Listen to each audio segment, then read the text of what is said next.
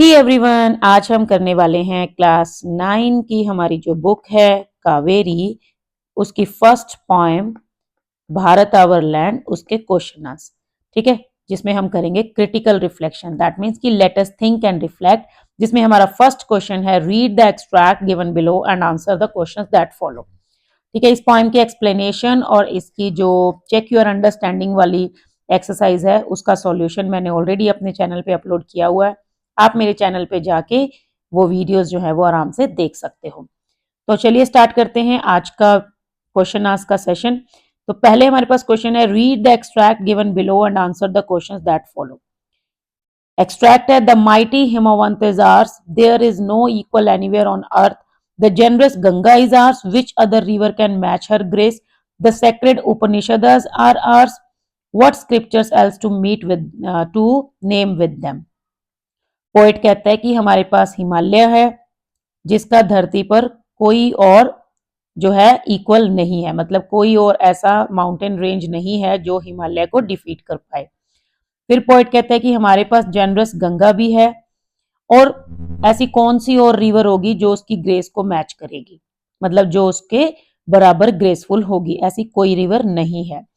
फिर कहते हैं सेक्रेट जो उपनिषद हैं, पवित्र जो उपनिषद हैं वो भी हमारे पास हैं। कहते हैं फिर और ऐसे कौन से स्क्रिप्चर्स हो सकते हैं जिनका नाम उनके बराबर लिया जा सके। दैट मीन्स कि वो भारत आवर लैंड में भारत को प्रेज कर रहा है for having Himalaya, Ganga and Upanishad. ठीक है, तो अभी हमारे पास कुछ क्वेश्चन है, इन क्वेश्चन की हेल्प से हमें और अच्छे से समझ आ जाएगा कि यहाँ पे पोइट क्या कहना चाहता है। फर्स्ट क्वेश्चन हमारे पास है, complete the sentence. The word mighty, यहां पर जो वर्ड है माइटी वो किस चीज को रेफर कर रहा है? So the word mighty refers to the strength. ठीक है, स्ट्रेंथ ऑफ द हिमावंत। उसके बाद नेक्स्ट क्वेश्चन है, choose the correct option to complete the sentence given below. The question mark at the end of the fourth and sixth line, ये जो यहाँ पे fourth और सिक्स्थ लाइन के लास्ट में जो क्वेश्चन मार्क दिया हुआ है वो क्या शो कर रहा है, क्यों यूज किया गया है? देखो, अगर आप ध्यान से लाइन को रीड करो तो यहाँ पे कह रहे हैं ना, the generous Ganga is hours, which other river can match her grace.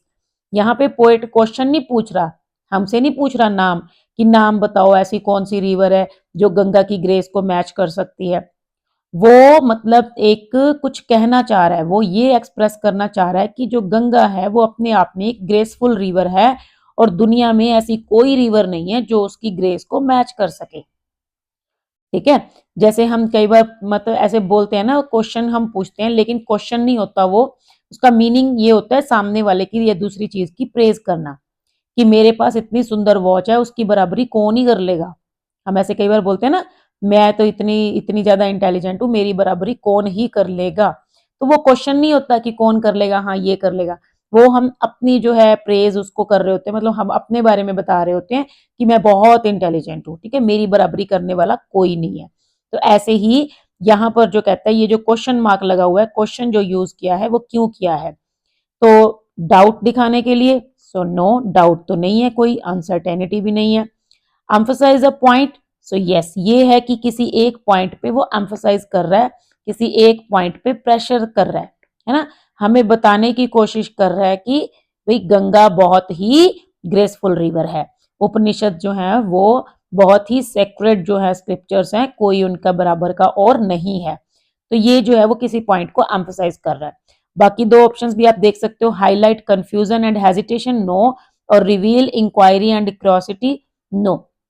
ठीक है, उसके बाद थर्ड कहता है, the poet use the word generous to describe the Ganga, why. Poet ने गंगा को डिस्क्राइब करने के लिए एक वर्ड यूज किया है, जेनरस। ठीक है, तो वो कहता है कि उसने वो वर्ड क्यों यूज किया है।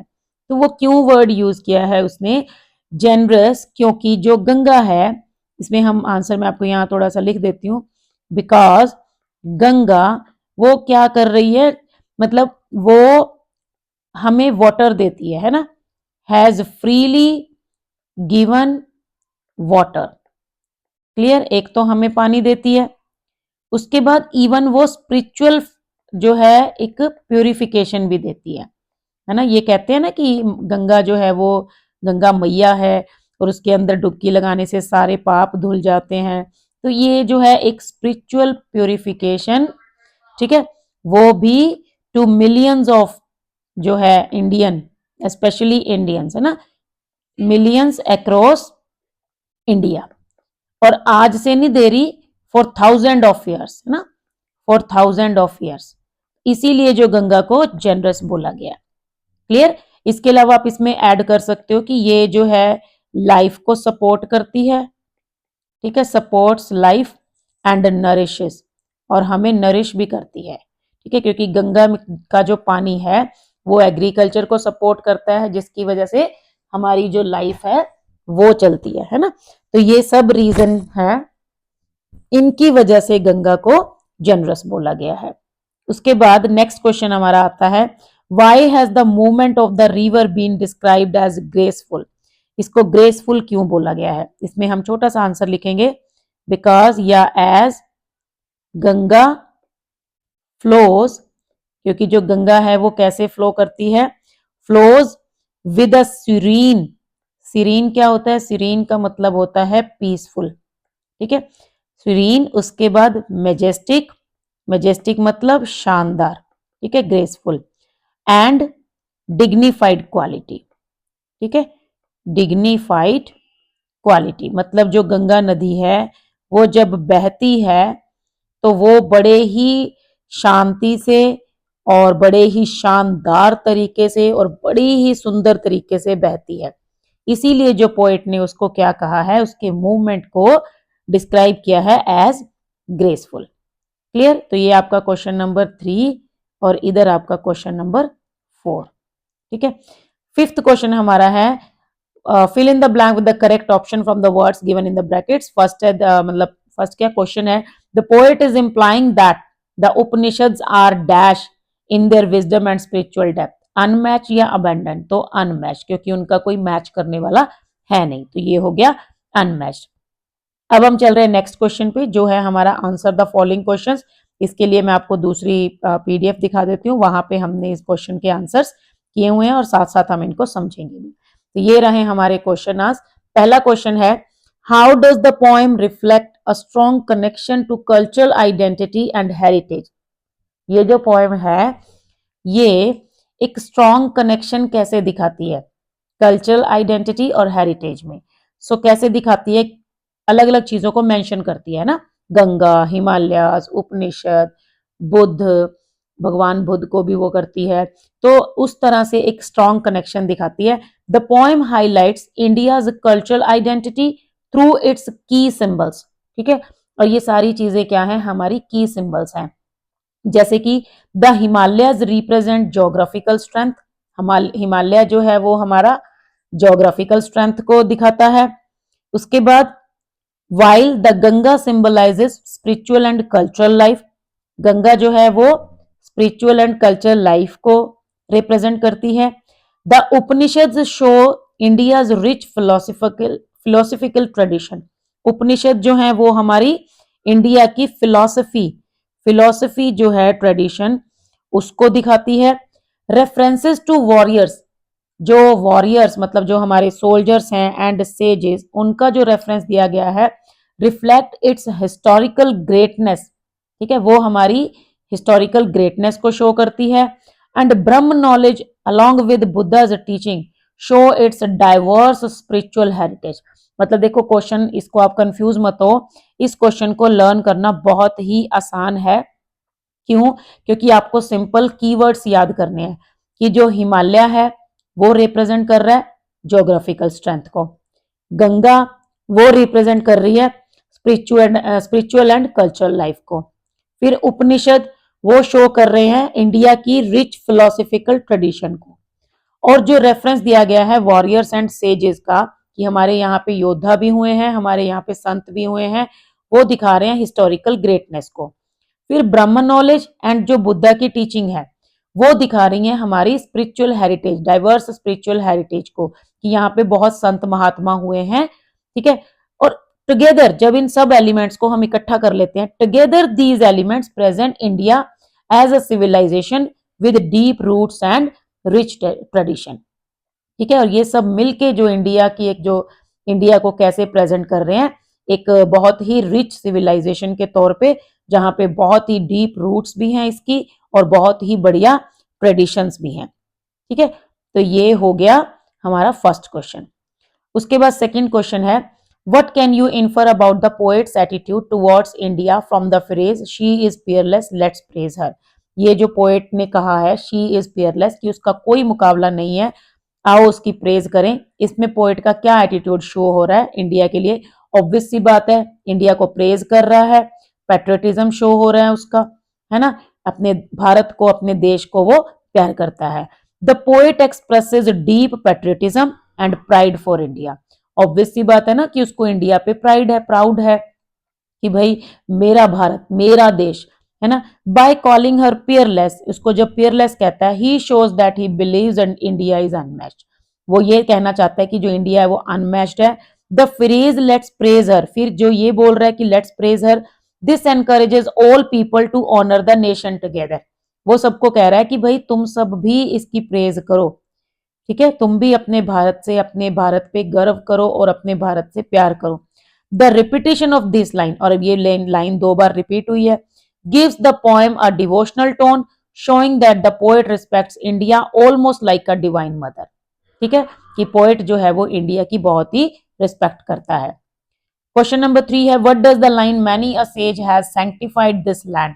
मैनी अ सेज मतलब बहुत सारे संत महात्मा, हैज सैंक्टिफाइड मतलब प्यूरिफाइड, ठीक है, कि उन्होंने इस धरती को पवित्र किया है, यहाँ पर बहुत सारे संत महात्मा जो है वो पैदा हुए हैं। तो ये लाइन क्या सजेस्ट करती है?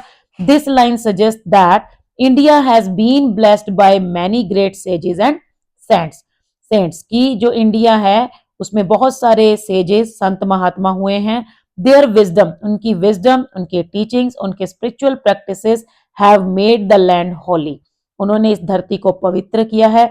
It also shows the long and continuous tradition of spirituality in India, कि भारत के अंदर जो इतनी स्पिरिचुअलिटी है उसकी जो ट्रेडिशन है उसको भी शो करता है। ठीक है, उसके बाद हमारे पास क्वेश्चन नंबर 4 है, how does the poet connect warriors and music. एक तो वॉरियर्स, दूसरा म्यूजिक, दोनों ही चीजें वैसे बहुत डिफरेंट हैं, लेकिन उसको उसने कनेक्ट किया है, वो इंडिया की ग्रेटनेस को क्या शो कर रहा है।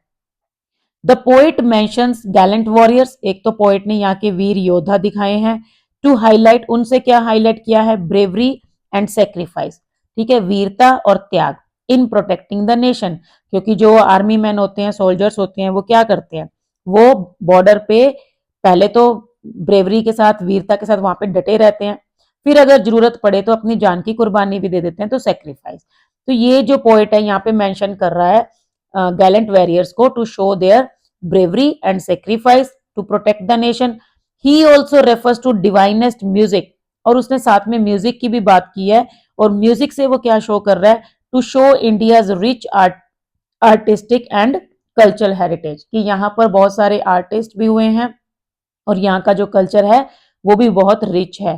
टुगेदर, और अब एक साथ ये क्या करते हैं, together they present India as a land that is both strong and culturally refined, कि ये मिलके फिर भारत को बारे में क्या बता रहे हैं कि भाई भारत में स्ट्रेंथ भी है, भारत स्ट्रांग भी बहुत है, और भारत का कल्चर भी बहुत अच्छा है। ठीक है, तो इसीलिए दोनों को कनेक्ट किया गया है। उसके बाद हमारा last question, I think yes last question है, question number 5, how does this poem foster a sense of national pride. अब देखो ये जो पोएम है, क्या आपको पढ़ के, इसमें पढ़ के, इस पोएम को मतलब पढ़ने के बाद आपके अंदर भी अपने भारत के लिए एक स्पेशल सी फीलिंग आई, पैट्रियटिज्म वाली, प्राइड वाली, कि हाँ भाई सच में भारत इतना रिच है ना। हम तो यूं ही कहते रहते हैं कि हमारा इंडिया में ये नहीं है, वो नहीं है, लेकिन हम जो नहीं है उसको अगर छोड़ के जो है उस पर ध्यान दें तो इंडिया में बहुत कुछ है। सो इसका अब मतलब यही बताना है कि इस पोएम ने इस चीज को हमारे अंदर लाने में क्या हेल्प की है। So the poem creates national pride, poem जो है वो नेशनल प्राइड को क्रिएट करती है by celebrating India's natural beauty. सबसे पहले तो इंडिया की नेचुरल ब्यूटी की बात करती है, like the Himalayas and Ganga. It highlights intellectual and spiritual achievements, फिर ये हमारी इंटेलेक्चुअल एंड स्पिरिचुअल अचीवमेंट को शो करती है। Through references to ancient text, इस पे आप उपनिषद भी लिख सकते हो, through references to Upanishad and Vedas, ठीक है, ancient text and teachings, it also honours warriors and sages. फिर उसके बाद उसने हमारे आर्मी मैन, सोल्जर्स, हमारे वॉरियर्स, हमारे सेजेस की भी बात की है।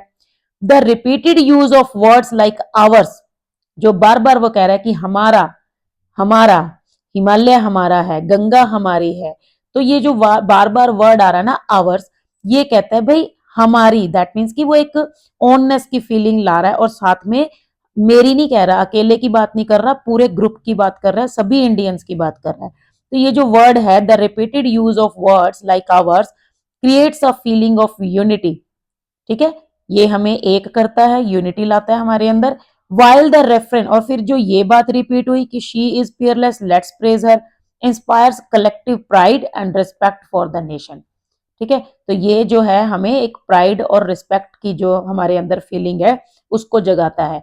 देखो ये वाला जो क्वेश्चन है ना, ये दी मोस्ट इंपॉर्टेंट पॉइंट है पोएम के अंदर, कि ये जो बार बार रिपीट होता है, she is peerless, let's praise her, इसमें पोइट का क्या कहने का मतलब है, मतलब वो बार बार क्यों रिपीट कर रहा है, भाई वो इंडिया की रिच कल्चर, उसका हेरिटेज, उसको शो कर रहा है, और साथ में हमें ये कह रहा है कि together we should praise it, एक जन नहीं, दो नहीं, कोई चार नहीं, हम सबको मिलकर इंडिया की प्रेज करनी चाहिए, इंडिया से प्यार करना चाहिए, क्योंकि इंडिया जो है वो हमारा देश है, भारत, इंडिया कह रही हूँ मैं बार बार, भारत जो है वो हमारा देश है, और भारत में ऐसी बहुत सी चीजें हैं जिसके लिए हम उसको प्रेज कर सकते हैं और उसको बिल्कुल अनमैच समझ सकते हैं, ठीक है, she is Peerless, that means कि उसका कोई तोड़ नहीं है, उसके बराबर का कोई नहीं है, कोई देश नहीं है।